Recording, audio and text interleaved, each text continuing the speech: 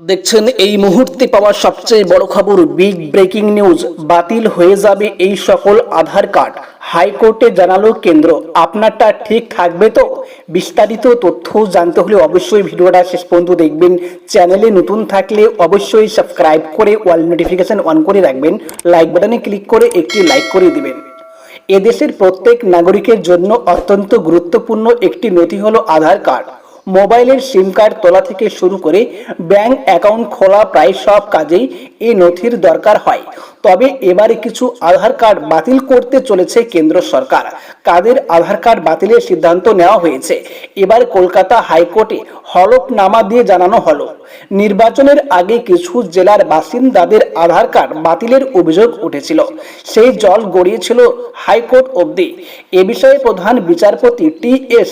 শিবজ্ঞানমের division bench হলফনামা দিয়ে কেন্দ্রকে নিজের অবস্থান জানানোর নির্দেশ দিয়েছিল। এবার হাইকোর্টে সেই হলফনামা জমা দিল কেন্দ্র।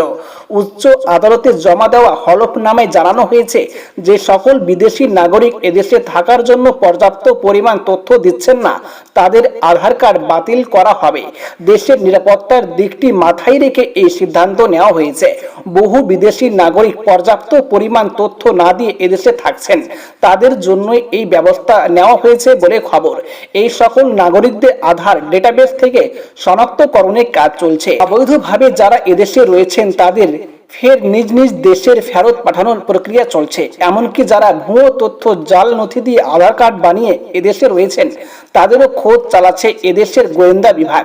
উল্লেখ্য, রাজ্যের বহু আধার কার্ড নিষ্ক্রিয় করার অভিযোগ এনে কলকাতা হাইকোর্টে একটি জনস্বার্থ মামলা করা হয়েছিল। এনআরসি বিরোধী জয়েন্ট ফোরাম নামক একটি সংগঠন এই মামলা করে।